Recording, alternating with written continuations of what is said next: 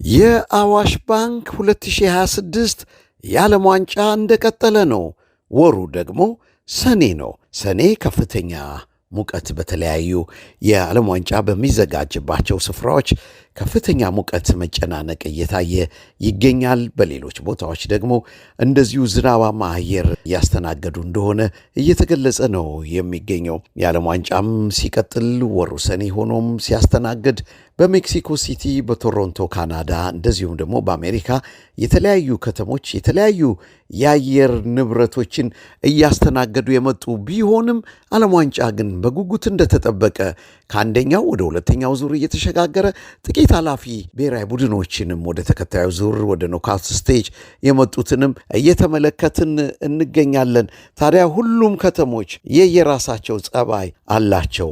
ሲያትልን ስንመለከት ቁጥርና ከተማዋ በሁለት ቁጥር የዕድል ካርዷን የሳበች የዓለም ዋንጫ አስተናጋጅ ውብ ከተማ ናት እያሏት ይገኛሉ። ሁለት ቁጥር የዕድል ካርድ የሆነላት ሲያትል እጅግ ባማረ ሁኔታ የውድድሩን የዓለም ዋንጫን እያስተናገደች ትገኛለች። እንግዲህ ያው የሰው ልጅ እንደ ወፍ ክንፍ ባይኖረውም ሳይንሱን አሳድጎ ቴክኖሎጂን ፈጥሮ ከወፍ ተምሮ ለመብረር ሐሳብን አመነጨ። እንግዲህ ሁሉም ነገር የሚጀምረው ከሐሳብ ነው። ሥጋ የሚለብሰው አጥንት የሚያጠነክረው ሐሳብ ከመጣ በኋላ ድርጊቱን ወደ ተግባር ለመለወጥ ባለ ሂደት ላይ ሌሎች ተጨማሪ ነገሮችን ልንመለከት እንችላለን እንጂ በዋነኛነት ነገሮችን የሚመጣው ማይክሮቺፕስን ዓለምን የለወጡትን የማሰብ ነገር ይቀድማል። ከዛ በኋላ ወደ ተግባር የመለወጥና ሥጋ የማልበስ ነገሮች ይቀጥላሉ። ታዲያ አውሮፕላን የሰው ልጅ ተመራመረ፣ አሰበ።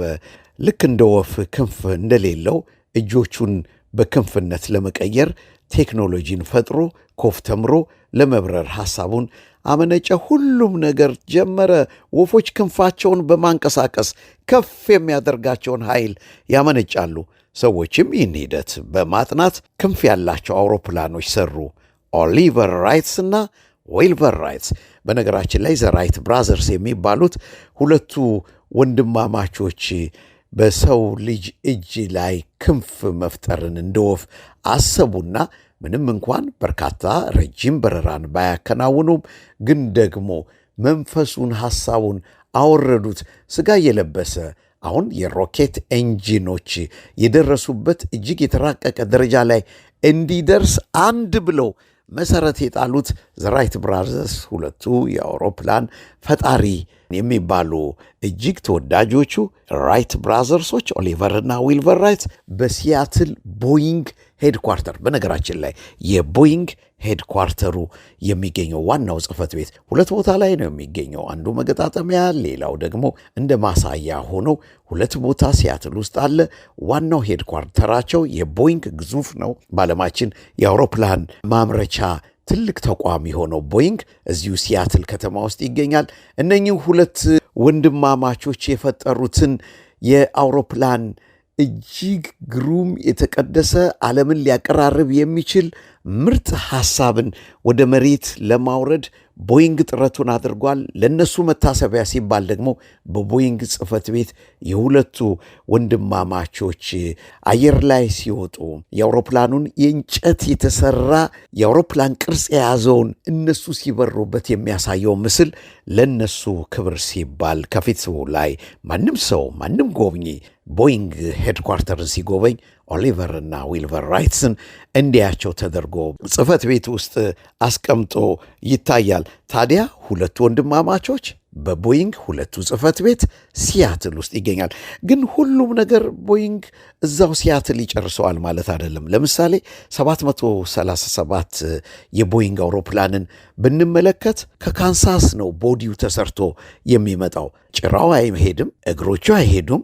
የቦይንግ ቅርጽ 737 ሙሉ ለሙሉ ይሰራና በባቡር ወደ ሲያትል እንደሚጓዝ አስረድተውናል።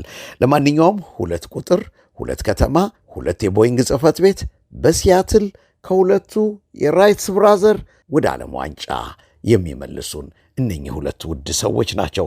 ታዲያ የቦይንግ ብቻ አይደለም ወይም ደግሞ አውሮፕላን ብቻ አይደለም በሲያትል በሁለት ሰዎች የተመሰረተው። ስታርባክስ በዓለማችን ግዙፍ የሆነ የቡና መጠጫ ስፍራ ነው። ከዓለም አሉ የተባሉ የቡና ጥሬ ነገሮች በሙሉ ወደዚህ ወደ ስታርባክስ ይመጣሉ። ከብራዚል ይጫናል፣ ከኢትዮጵያ ከአፍሪካ ይሄዳል። ታዲያ ዛሬ ይሄንን ቡና ነው ለሳምንት የምናቀርበው ብሎ ይለጥፋሉ። ምርጥ ቡናን በስታርባክስ ቅመሞች ጋር ተዋህደው ለጠጪዎቻቸው ይቀርባሉ።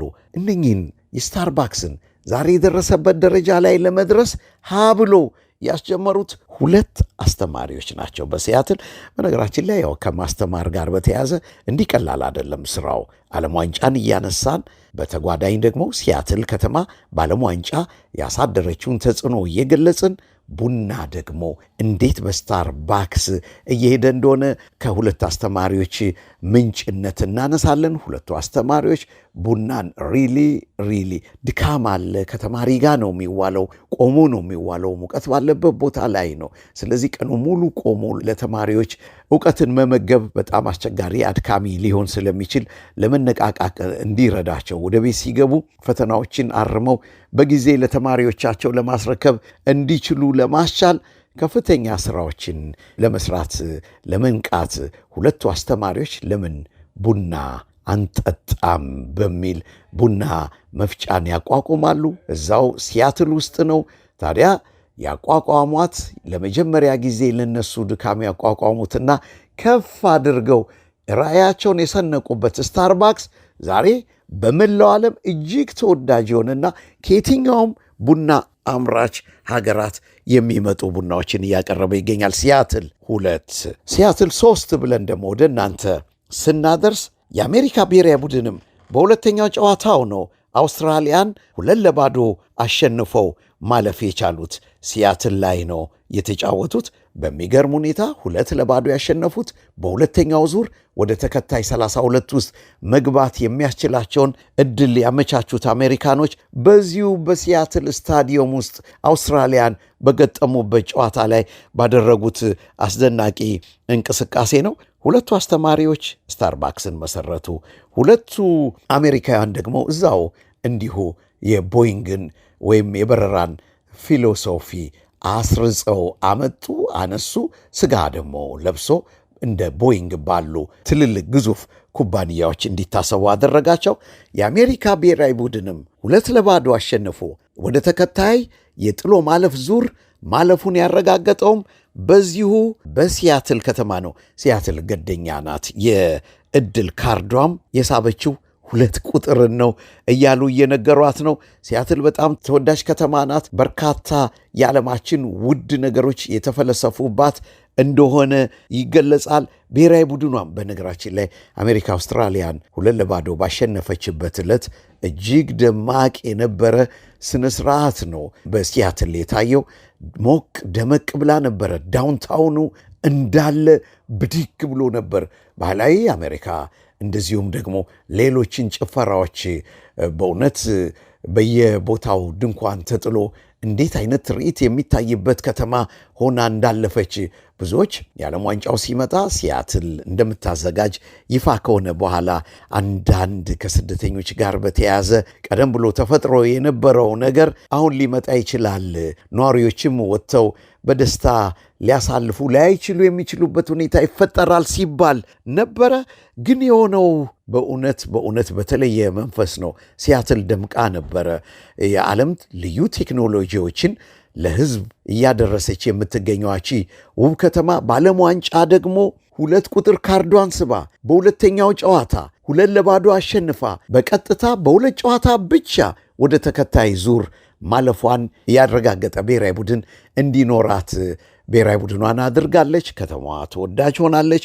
ሁሉም ባለበት ቦታ ላይ ቁጥሮቻቸውን የድል ገድ ቁጥሮቻቸውን እየሳቡ ይገኛሉ።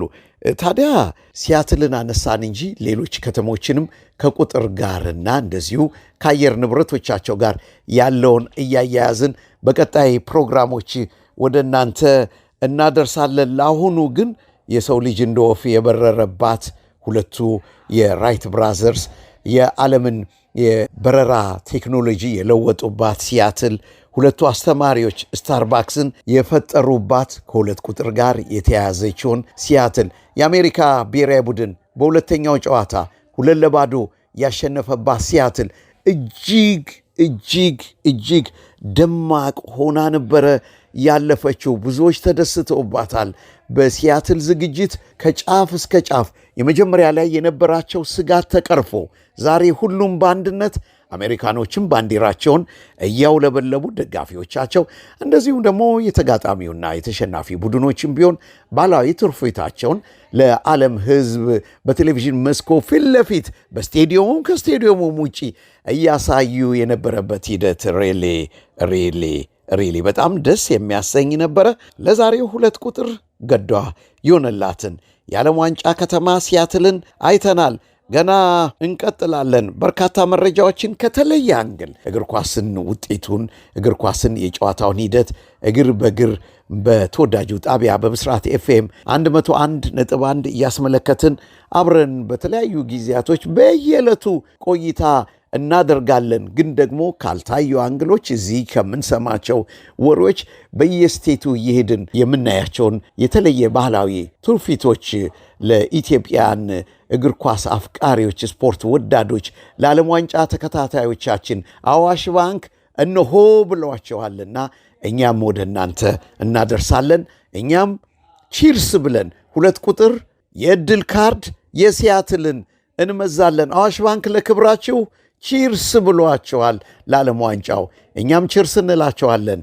በድል የሲያትል ካርድ 2 ቁጥር ቺርስ በ2 ቁጥር